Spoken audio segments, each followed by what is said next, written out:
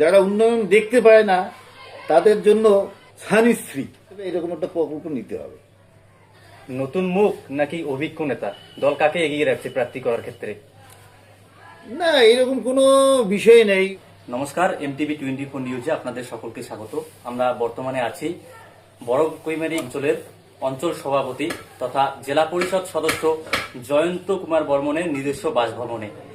বিগত 3 বছর আগে তিনি এই অঞ্চলের দায়িত্ব পেয়েছিলেন। গত 24শে ডিসেম্বর পুনরায় তিনি বড় কৈমারি অঞ্চলের দায়িত্ব পেয়েছেন। তার কাছে আমরা শুনে নেব 2026-এর বিধানসভা নির্বাচনের আগে দলে কতটা তারা প্রস্তুত লড়াইয়ের জন্য।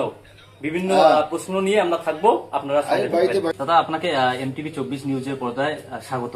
আমিও MTV 24-এর সাংবাদিক বা পুরো সংস্থাকে ধন্যবাদ জানাচ্ছি। বিধানসভা নির্বাচনের আগে দলের প্রার্থী নিয়ে কোনো আলোচনা চলছে?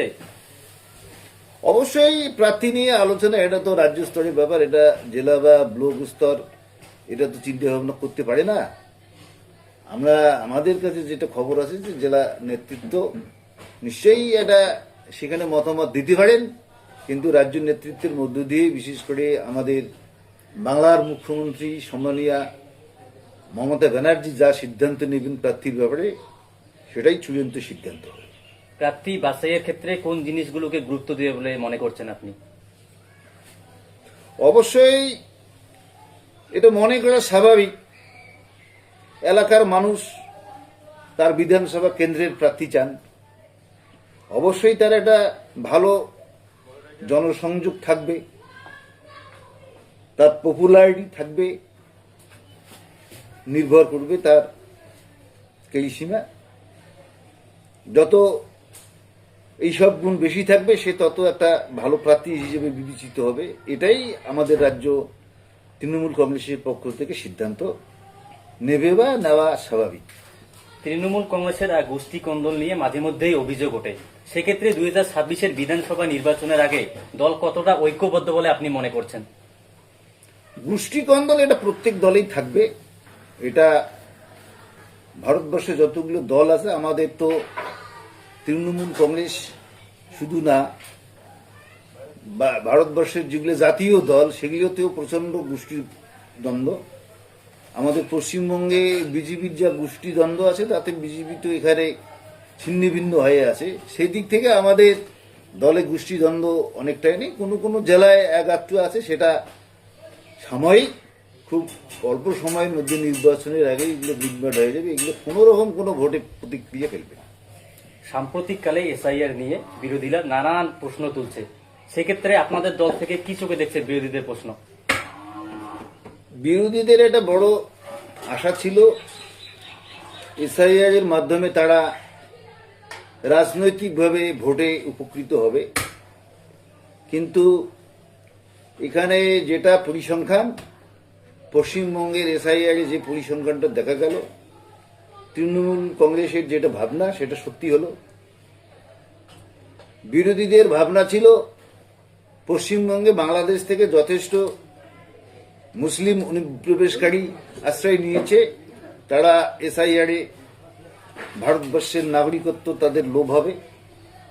কিন্তু পরবর্তীতে পরিসংখ্যানে যেটা দেখা যাচ্ছে যে আমাদের হিন্দু সম্প্রদায়ের মানুষই SIR বেশি করে তারা সমস্যাগ্রস্ত, এবং আমাদের হিয়ারিং না হওয়া পর্যন্ত আমরা সঠিক তথ্য দিতে পারবো না। পরোক্ষভাবে তৃণমূল কংগ্রেস রাজনৈতিকভাবে এবং ভোটের দিক থেকে লাভবান হবে, এটাই আমাদের বিশ্বাস। আপনাদের এলাকায় এই তৃণমূল কংগ্রেসের শাসনে উল্লেখযোগ্য উন্নয়ন কি বলে মনে করছেন আপনি? আমাদের এলাকায় উল্লেখযোগ্য উন্নয়ন, এটা স্বাভাবিকভাবেই এটা প্রত্যেকেই জানে যে মমতা ব্যানার্জি তার প্রতিশ্রুতির মতো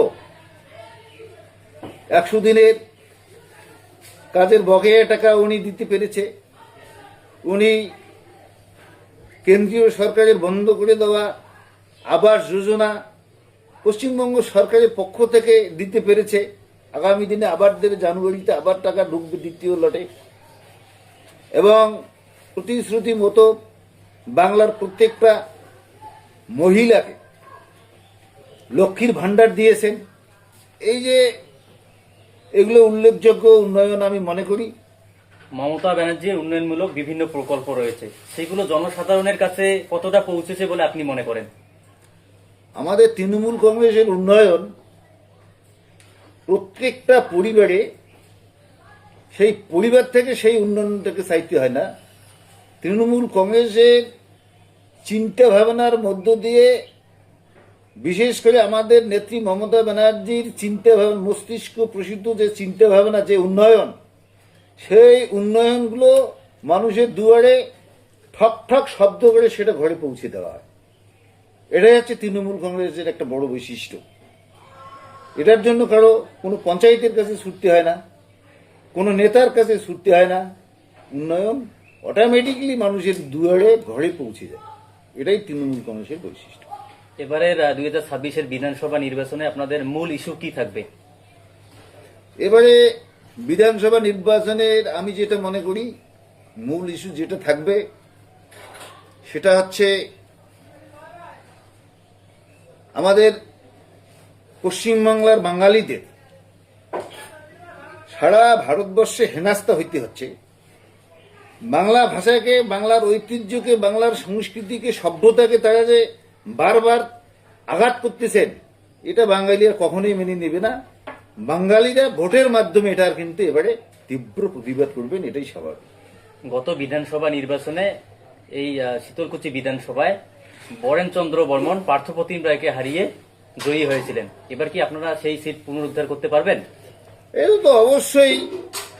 এখানে তো লোকসভা নির্বাচনে আমরা 16,000-এরও বেশি ভোটে শীতলকুচি বিধানসভা কেন্দ্রে লিড করতে পেরেছি।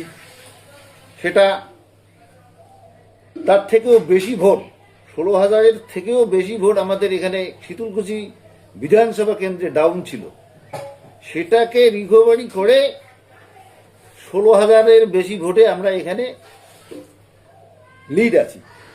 এবং এর মধ্যে বিজেপি বিধানসভা কেন্দ্রের এই বরেনচন্দ্র বর্মন মানুষের কাছ থেকে বিচ্ছিন্ন হয়ে গেছে। তাদের কোনো রাজনৈতিক কর্মসূচি এখানে হচ্ছে না, করতে পারতেছে না, মানুষকে ডাকলেও আসতেছে না।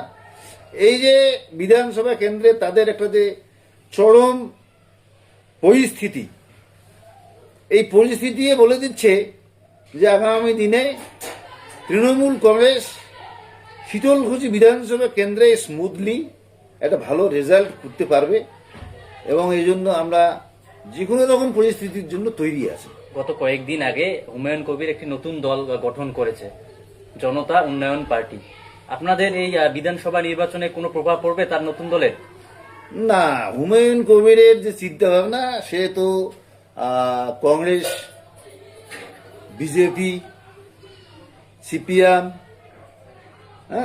সব পার্টিয়ে উনি করেছেন। তৃণমূল কংগ্রেস শেষে তাকে একটু সুযোগ দিয়েছিল।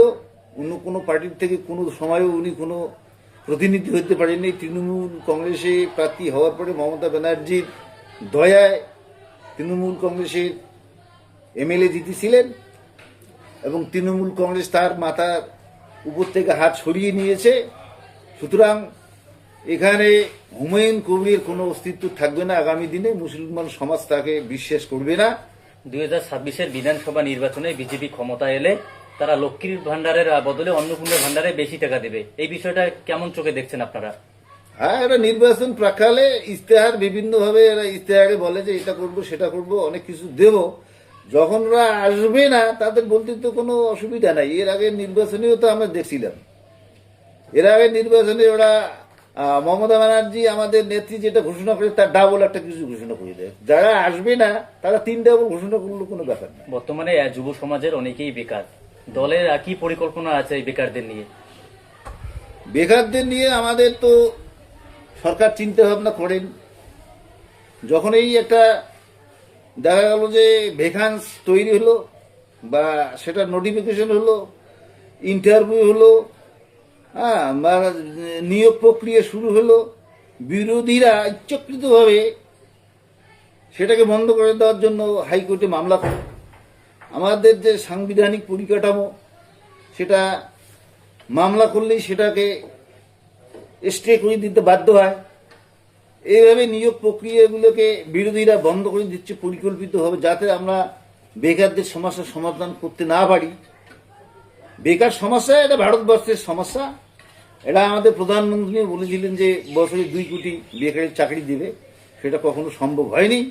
আমাদের সরকার পারতপক্ষ যতটুকু করতেছে সামান্য ক্ষমতায় থেকে, সেটা ভারত সরকারের থেকে অনেক বেশি করতেছে চাকরির ক্ষেত্রে। সাধারণ মানুষ এবং দলীয় কর্মীদের উদ্দেশ্যে কি বার্তা দেবেন? সাধারণ মানুষ এবং দলীয় কর্মীদের উদ্দেশ্যে যে বার্তাটা দিতে চাই সেটা হচ্ছে, আগামী দিনের বাংলার উন্নয়ন এমন একটা জায়গায় গিয়ে পৌঁছাবে, সেটা শুধু ভারতবর্ষে না, সেটা পৃথিবীর মানুষ জানতে পারবে। এই বাংলার যাতে সুনাম, বাংলার যাতে এই প্রকল্পগুলো আগামী দিনে বিশ্বের দরবারে আরো অনেক প্রকল্প যাতে স্থান পায়, প্রথম স্থান অধিকার করে, বিশ্বের থেকে আমাদের ভারতবর্ষ যাতে বাংলাকে দিয়ে উন্নয়নমূলক প্রকল্পের শ্রেষ্ঠ শিরোপা আমাদের দেশে নিয়ে আসতে পারে। এই জন্য আমি প্রত্যেকের উদ্দেশ্যে বলবো, তৃণমূল কংগ্রেসের সাথে তারা তৃণমূল কংগ্রেসের উন্নয়নকে গ্রহণ করে তৃণমূল কংগ্রেসকে আগামী দিনে তারা জীবিত রাখবে। তৃণমূল কংগ্রেসই আগামী দিনে মানুষকে দিশে দেখাবে, ভরসা দেবে। অনেক অনেক ধন্যবাদ। আমরা কথা বলে নিলাম বড় কুইমারি অঞ্চলের অঞ্চল সভাপতি জয়ন্ত কুমার বর্মনের সঙ্গে। তিনি বিগত 3 বছর থেকে এই অঞ্চলের দায়িত্ব সামলিয়েছেন। তিনি গত পঞ্চায়েত নির্বাচনে বিপুল জয় এই বড় কুইমারি অঞ্চলে। তারপরেই কিন্তু লোকসভা ভোটে কিছুটা পিছিয়ে রয়েছে। তিনি যেটা দাবি করলেন, এবার সেই ভোটকে পেরিয়ে কিন্তু এবার বিধানসভা নির্বাচনে তার অঞ্চল থেকে অনেকটা দল লিড পাবে।